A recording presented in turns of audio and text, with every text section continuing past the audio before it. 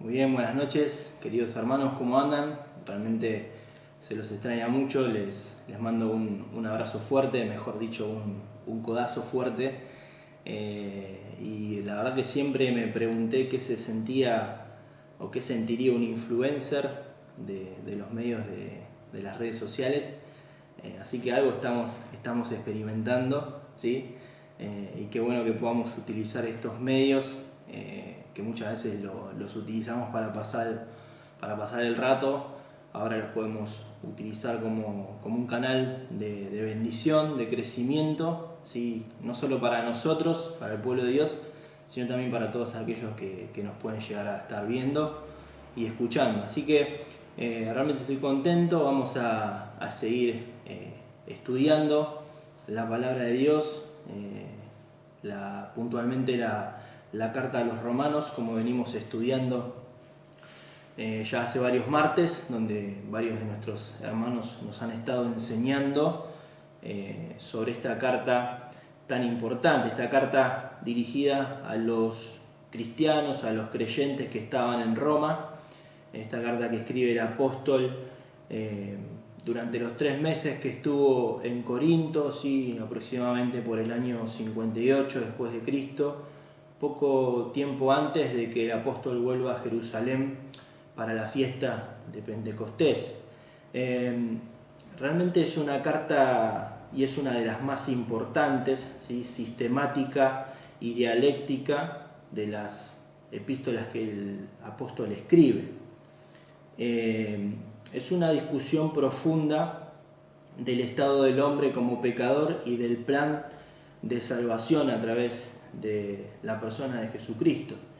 Y parece que el motivo inmediato que tuvo el apóstol para escribir esta carta era la mala inteligencia que existía entre los judíos conversos y los gentiles conversos. Esto no solo se daba en Roma, se daba también en muchas otras partes, ya que el judío se sentía en cuanto a sus privilegios bastante superior al gentil, quien por otra parte no lo entendía así y no le concedía aquella superioridad, y de hecho le causaba disgusto que el judío tratase de afirmarla. En relación a esto, el apóstol durante los primeros 5 capítulos de la epístola se encarga de destacar y remarcar que la humanidad completa está bajo la condenación por el pecado. Tanto el judío como el gentil no tienen ningún privilegio ante Dios, son iguales, son igualmente impuros, son igualmente pecadores, ¿sí? Sin ningún mérito personal que los diferencie, sino que todos los beneficios que reciben provienen de la soberana gracia de Dios. Hacia el final de la carta, la misma toma un carácter más de exhortación, donde el apóstol establece muchas reglas de la conducta práctica, las cuales son muy importantes para todos nosotros como cristianos, para que podamos aprenderlas y podamos aplicarlas. Hoy puntualmente nos toca ver el capítulo 14, un capítulo bastante extenso de 23 versículos, ¿sí? Personalmente aprendí mucho y espero que todos también podamos hacerlo. Vamos a ver en este capítulo y vamos a hablar acerca de las relaciones interpersonales, es lo que se nos plantea. Puntualmente las relaciones entre hermanos, las relaciones con otros creyentes. Y vamos a tratar de estudiar este capítulo siguiendo tres conceptos básicos, ¿sí? 3 enseñanzas prácticas que encontramos en este capítulo. En primer lugar, que los creyentes no debemos despreciar al hermano. En segundo lugar, que los creyentes no podemos ser jueces de los demás. Y en tercer lugar, que los creyentes no podemos ser de tropiezo para los demás hermanos. La iglesia primitiva estaba compuesta por diferentes personas con diferentes procedencias, preparaciones, diferentes culturas y costumbres.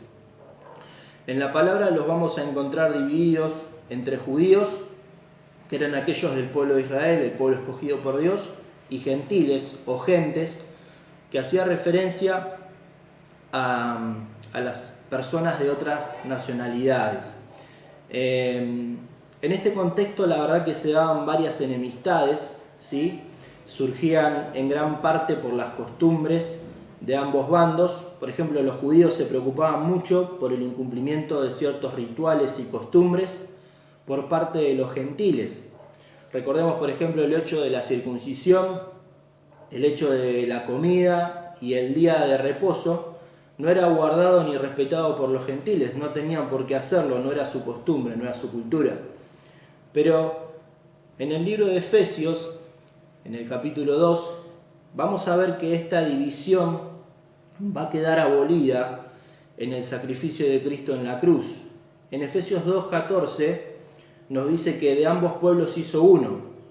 Y en el versículo 16 del mismo capítulo nos dice que mediante la cruz nos reconcilió con Dios a ambos en un solo cuerpo, matando en él las enemistades. Y en Romanos 6:14 nos aclara a todos los creyentes que ya no vivimos bajo la ley, sino que ahora estamos bajo la dispensación de la gracia por la obra de Cristo en la cruz, en quien quedó abolida toda ley, ya que por gracia somos salvos. Vamos a leer el primer versículo de Romanos 14, ¿sí? Dice: recibid al débil en la fe, pero no para contender sobre opiniones, ¿sí? En primer lugar, Romanos 14 nos dice: recibid al débil en la fe. Claramente, el débil no es el fuerte, ¿no es cierto? Pero sí es un creyente, porque dice que está en la fe. Es débil en el conocimiento de la doctrina. Quizás puede ser un creyente nuevo o quizás sea un creyente que no ha crecido mucho en las cosas de Dios. Hay que aclarar que el término débil no hace referencia alguna a que este hermano estuviese en pecado o estuviese envuelto en algún problema moral. Ahora, ¿cuál es nuestro deber frente al hermano débil? La palabra nos dice que tenemos que recibirlo, tenemos que aceptarlo, no rechazarlo, admitirlo, reconocerlo como uno de los nuestros, considerarlo como un hermano en Cristo. Juan 6:37 nos dice: todo lo que el Padre me da vendrá a mí, y el que a mí viene yo no le echo fuera, dice el Señor Jesús. Básicamente y prácticamente es lo que todos nosotros debemos hacer. Debemos recibir y no desechar. Debemos aceptar, admitir y reconocerlo como un hermano en Cristo. Estamos llamados a hacer lo mismo que el Señor. Como cristianos debemos seguir el ejemplo de Cristo. Luego el versículo continúa diciendo: no contendamos con el hermano. ¿Qué quiere decir esto? Bueno, básicamente es enfrentarse. Enfrentarse para imponer la voluntad de uno por sobre la de otro. Los intentos por producir la unanimidad absoluta de los cristianos serán inútiles, dice en uno de sus comentarios Matthew Henry. Y la verdad que es verdad, es triste pero es verdad, porque nuestra carnalidad muchas veces nos impide llegar a esto. Nuestra naturaleza carnal, el pecado, hacen que muchas veces tengamos diferencia con el hermano y que no lleguemos a la unidad que Dios espera de nosotros. Las diferencias entre los primeros cristianos se daban por temas culturales generalmente, o ceremoniales, y no podían darse cuenta de lo esencial, no podían darse cuenta de lo básico, ¿sí? Y de lo fundamental, que no eran judíos o eran gentiles, ¿sí? Ambos eran cristianos. Esa ecuación de judíos más gentiles daba como resultado cristianos, los primeros cristianos, aquellos que decidieron seguir a Cristo y que marcaron el rumbo para todos los que venimos detrás, ¿sí? Y que la comunión cristiana no debe ser interrumpida, no debe ser perturbada por diferencias superficiales. Luego en los versículos 2 y 3 nos dice: porque uno cree que se ha de comer de todo, otro es débil, come legumbres. Y el que come no menosprecia al que no come, y el que no come no juzgue al que come, porque Dios le ha recibido. Encontramos el objeto de la discordia, lo que comían. Quizás para nosotros suene raro, pero en la antigüedad tenía importancia, ya que los judíos no podían comer cualquier cosa, ¿sí? Tenían prohibidas ciertas comidas, ¿sí? De ciertos animales, de ciertas carnes no podían comer, ¿sí? Eso lo vamos a encontrar en Levítico 11, pero en la dispensación actual que estaban viviendo, ¿sí? Nada de lo que Dios ha creado estaba prohibido si se recibe con acción de gracias.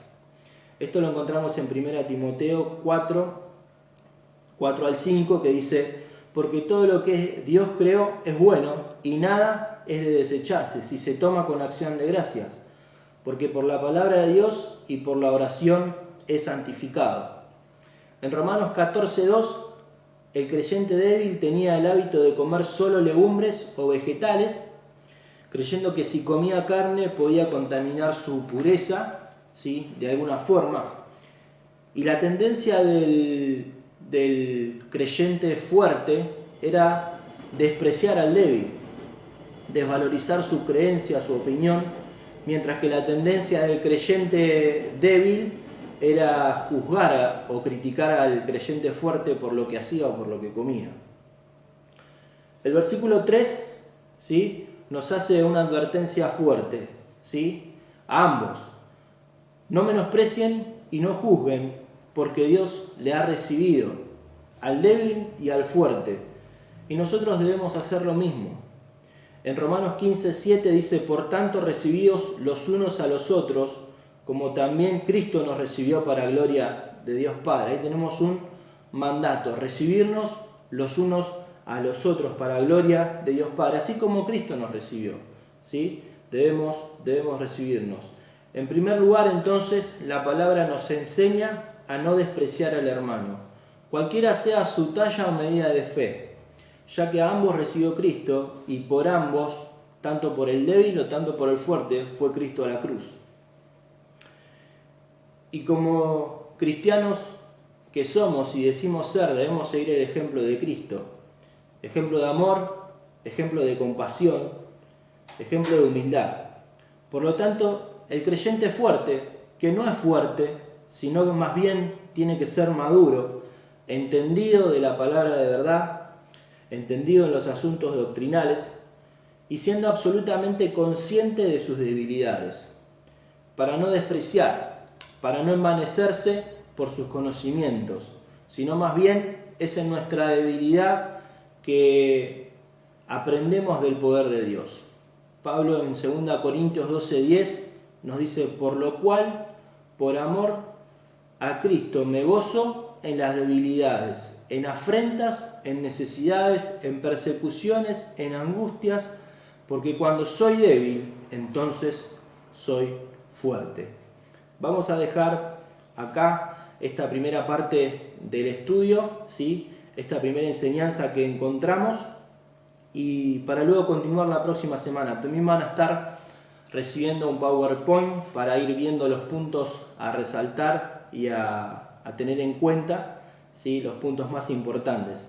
Así que sin más, les mando un abrazo grande y ojalá podamos pronto, en la misericordia y el amor de Dios, encontrarnos nuevamente y estar juntos. Chau, chau.